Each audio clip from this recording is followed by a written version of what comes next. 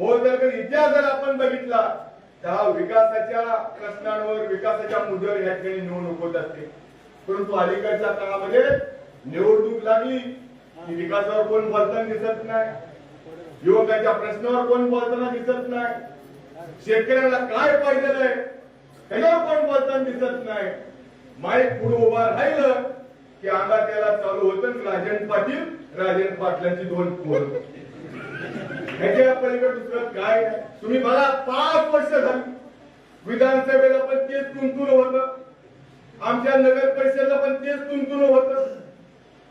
आता जिल्हा परिषदेची निवडणूक लागली त्याला सुद्धा तेच तुंतुन आहे, दुसरा मुद्दाच नाही.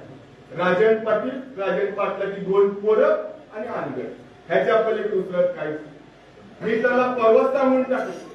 एवढं जर तुम्हाला राजन पाटील आणि राजन पाटलाची पोरं आवडत असतील तर तुमच्या पोराच्या नावापुढे लावून टाका आमची नावं, आमची मंजुरी आहे त्याला, काय अडचण नाही. लावून टाका आमची नावं तुमच्या पोराच्या पुढे. बंधूंनो, म्हणून मला विनंती करायची, महाराष्ट्रातील सर्व बातम्यांचे विश्वासार्ह व्यासपीठ सकाळच्या सर्व सोशल मीडिया प्लॅटफॉर्मला लाईक, फॉलो आणि सबस्क्राईब करा.